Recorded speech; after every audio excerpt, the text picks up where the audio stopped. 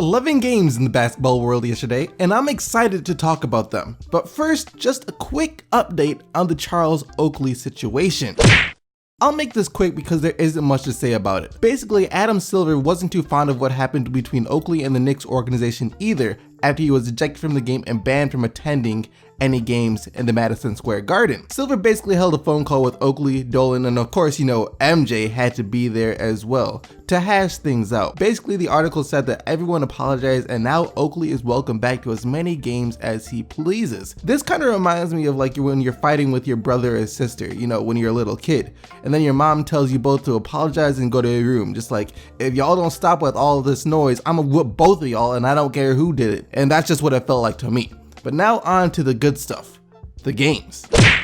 Well, I know people are probably going to blow this out of proportion, and I know the one guy in the comment section is going to accuse me of being a Warriors bandwagon fan, even though I say in almost every last single one of my videos that I'm a Pistons fan. So before you type that in the comment section, save yourself the embarrassment, because I am telling you right now that I will call you out. Anyways, as I'm sure you all know, the Nuggets absolutely demolished the Warriors last night in what could be the 1v8 matchup in the playoffs this year. 132 to 110 is your final score, and I'm not gonna be like, oh, the Warriors suck, they're overhyped or anything like that, because that's ridiculous. And if that makes me a bandwagon fan in your book, then so be it. Anyways, Stephen Curry said it best himself. We just got served a nice slice of cupcake. So instead of talking about how the Warriors lost, I want to talk about something else, and that is Nikola freaking Jokic. He had a triple-double last night, and I am telling you, this man is the truth. If you are still asleep,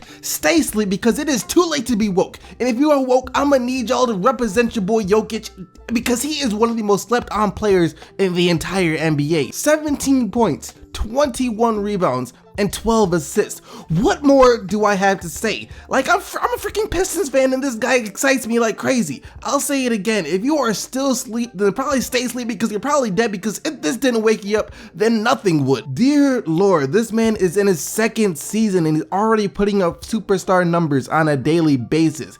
Jokic is a guy that you just have to marvel at his game and his high basketball IQ that he already has. He constantly makes the right play. I mean, you better believe the next time you mention Embiid, Towns, Davis, Porzingis, or really, and not even just the bigs, but any great young upcoming player that's considered to be the future of the NBA, that you had better, and I mean better, put some respect upon Jokic's name. But in all actuality though, the Nuggets just couldn't miss at all last night. I mean, Juancho Hernangomez was out there balling for Denver. He was 6 of 9 from 3 at 25 points. Jameer Nelson was 5 of 7 from 3, he had 23 points. Will Burton made 4 threes and had 24 points. I mean, the Nuggets really just out-warriored the Warriors last night. They were 24 of 40 last night from 3, tying the NBA record. That's 60%. They shot 55% from the field. They shot better from 3 than they did the field. If this was Mike D'Antoni's team, he would have been so proud. I mean, Denver also out-rebounded the Warriors 52 to 27. They had 34 assists. I mean, you really couldn't possibly have had a better game than the Nuggets did yesterday. But just Jokic though, man, 17, 21, and 12 from a second-year player. And to think he had just dropped his career high 40 a couple of games ago too? Like I said, to all y'all that ain't already woke, just stay asleep, because it's too late.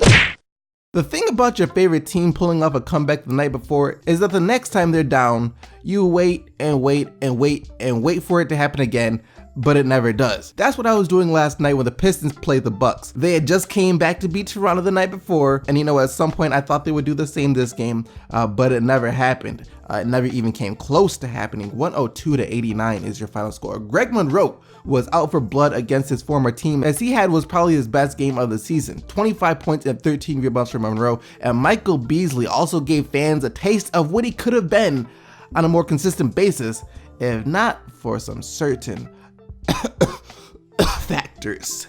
23 points for him. Andre Drummond had 21 points and 12 rebounds for Detroit. I made a joke about the Sixers going on a 13-game win streak after they beat the Miami Heat and snapped their 13-game win streak. Well, who knows? It could happen. I mean, they increased their win streak to 3 with a 105 to 99 win over the beyond struggling Charlotte Hornets. Dario Saric though, once again with an amazing game off the bench. And if it weren't for his teammate Embiid, it would probably be either him Malcolm Brogdon, who would wind up winning Rookie of the Year. Sarge had 18 points and 11 rebounds for Philly.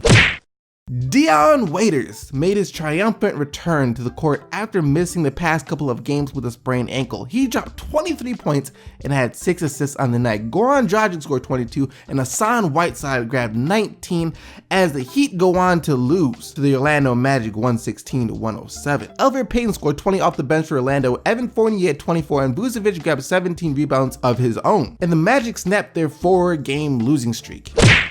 Yesterday they took an L, but today they bounced back to beat the Pacers. So no back-to-back L's for San Antonio as they get the 110-106 win over Indiana. And the Spurs now have their 20th straight winning season. A huge round of applause and tons of respect to that entire organization. I can't imagine how hard it must be to have 20 straight winning seasons. Now I'm gonna be honest, it'll probably go up to 30, 40, 50, 60. You remember the Spurs shot like 35% from the field yesterday and 20% from 3 in their loss to the Knicks. You know, they really couldn't make anything. However, they were back to the Spurs that we are used to seeing, as they shot both 46% from the floor and from 3. Kawhi Leonard remains hot with his 4th straight 30-point game, 32 on the night for him. Actually, 3 of the past 4 games he wound up with 32 points as well. This just confirms that Kawhi Leonard is a robot. And Paul George had 27 for Indiana. How many losses in a row is that now for Brooklyn Nets? I honestly have lost count. Actually, wait, let me count real quick. 1, 2, 3, 4, 5, 6, 7, 8, 9, 10, 11, 12, 13. Oh, they won with that one, then 14, 15, 16.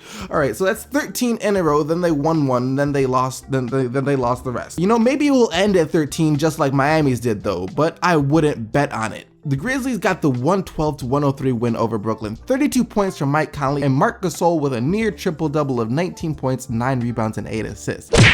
Well, after losing to the Warriors, things didn't get much better for the Thunder last night, as their next opponents were one of the best teams in the league as of late. Yes, I am serious. At this point, the Wizards are one of the best teams in the NBA. They got the 120-98 win over the Thunder last night and are adding more cushion to that number 3 spot so far in the East and are right on Boston's heels for that number 2 seed. Once again, a really balanced team play for Washington. All 5 starters scoring double figures, led by Markieff Morris, who had 23 points, Bradley Beal at 22, Otto Porter had 18 points and 12 rebounds, John Wall had 15 points, 14 assists, and Marcin Gortat had 12. Just really good all-around play once again for the Washington Wizards.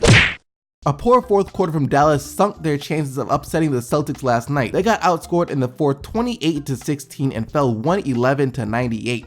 Isaiah Thomas once again leads the Celtics 29 points and 8 assists. I'm starting to sound like a broken record now. I mean, it's almost natural for me at this point to say Isaiah Thomas scored 20 something or 30 something whenever I even hear the Celtics mentioned. Marcus Smart also had 19 from Boston, and Yogi Ferrell had a good game for Dallas though, as he scores 20 points on 8-11 shooting. Good to know that it wasn't just a couple of games for him that's a breakout, and I think he'll be a solid player in this league for a long time. Blake Griffin with yet another impressive game as the Clippers beat the Jazz 88-72. 26 points, 10 rebounds, and 6 assists for Griffin as the Clippers get their 3rd straight win, still trying to tread water without Chris Paul. And for Utah, it was just one of those games. You know, no one really did anything. I mean, Favors had 13 points. But moving on. A huge night from Eric Bledsoe just wasn't enough as the Pelicans topped the Suns in a thriller, 110-108. Tyreke Evans sealed the game for New Orleans with a couple of late free throws. He had 15 points on the night, and Anthony Davis had 24 points and 10 rebounds and 4 blocks. Like I said though, Eric Bledsoe did have a big night with 37 points. Devin Booker also chipped in 21 for Phoenix. A balanced team effort, a clutch Paul Millsap floater, combined with the fact that they scored the final 12 points of the game, got the Hawks to a 109-104 win over Portland in overtime. 3 starters scored at least 20 points. Millsap with 21 points, 9 rebounds, 5 assists, and 4 blocks, and like I said, he had that clutch floater to send the game to overtime. Tim Hardaway Jr. with 25, Dennis Schroeder with 22, and Howard was almost there as well. He had 19 points, 14 rebounds, and 4 blocks. But the Blazers were of course led by Lillard and McCollum, CJ with 26, and Dame with 21. And that about wraps up all the action for the day 112 recap of the 2016-2017 NBA season. And now it's time to get into the player of the day.